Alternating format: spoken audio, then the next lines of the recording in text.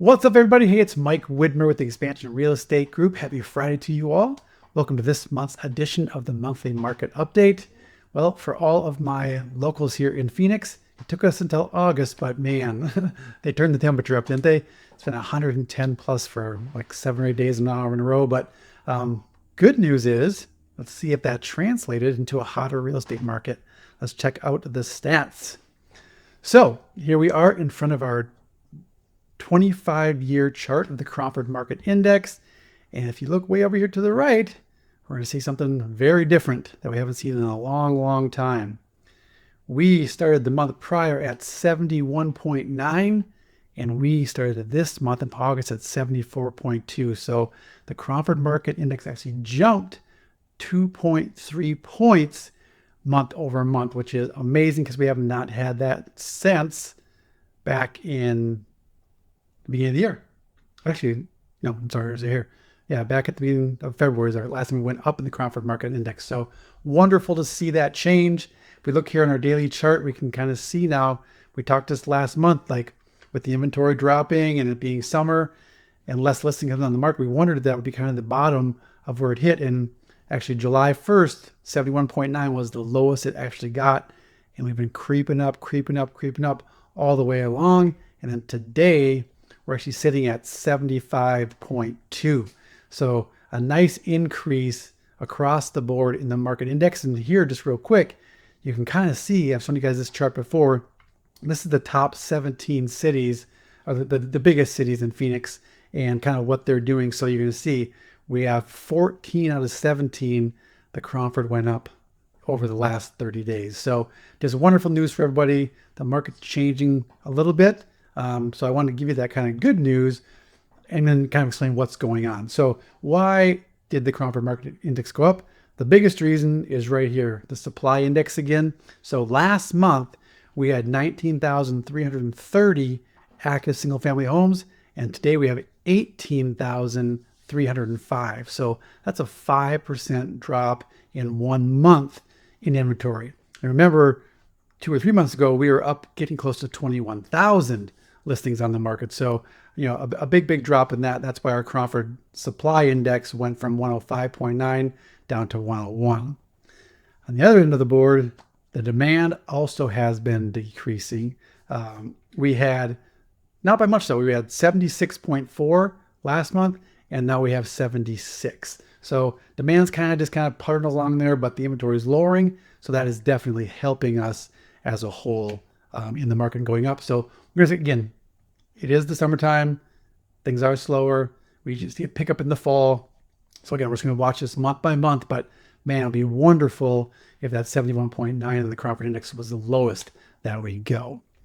All right, I want to show you guys a couple other things today that I want to talk about. Just again, because the market itself is not amazing, right? It's the worst it's been in a long time, but we just had a slight uptick, which again is good for a possible change in the trend.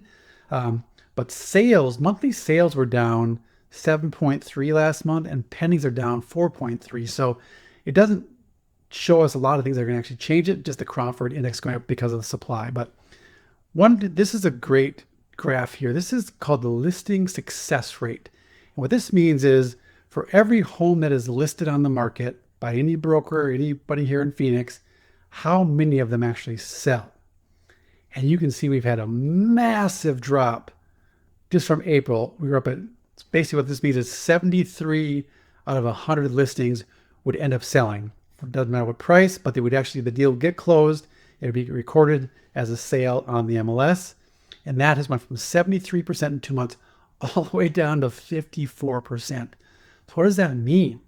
That means almost 1 in 2 houses that get listed either expire or they get canceled.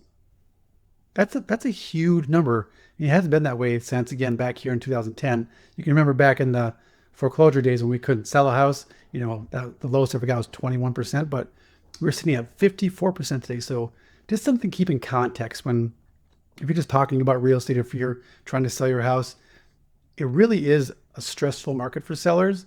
And have that understanding that, man, every other home doesn't sell. Man, that's a lot, right? So let's hope this number picks up now as the Cromford market starts to change.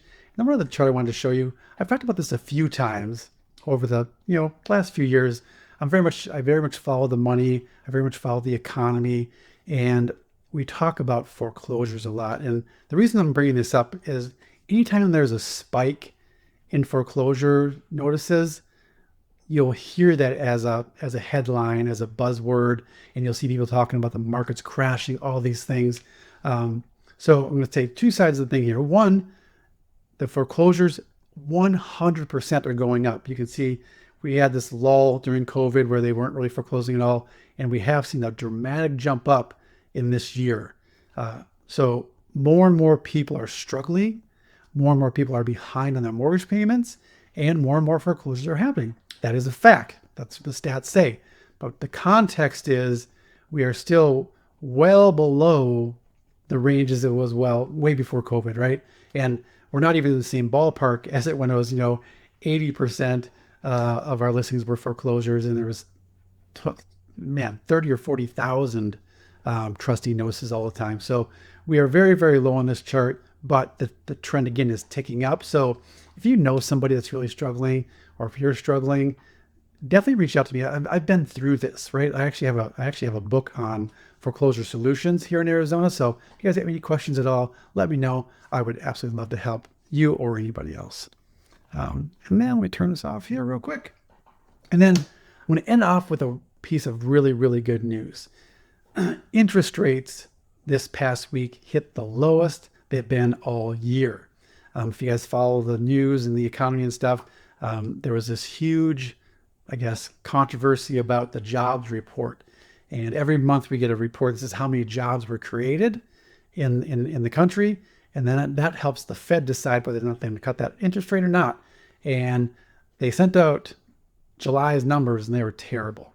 But even worse, they've revised the number of jobs created in June and May and June by 250,000. They were off by a quarter billion jobs they were off by.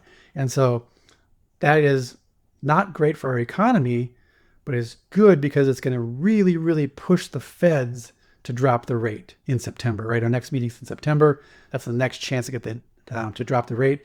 And that went from like a 40% chance they're going to cut rates. Now we're up by like 94% because those job numbers are so bad, so terrible. If those numbers would have been correct the first time, we would have cut in July. So kind of got to think what's going on there. But anyways, that is really, really good news. So for very, very good credit right now, and a conventional loan, you're going to be right around 6.25, 6.5. And then FHA and VA, we've seen a couple fives, 5.99, but we're getting there, right? We're trending in the right direction. So all good news this month.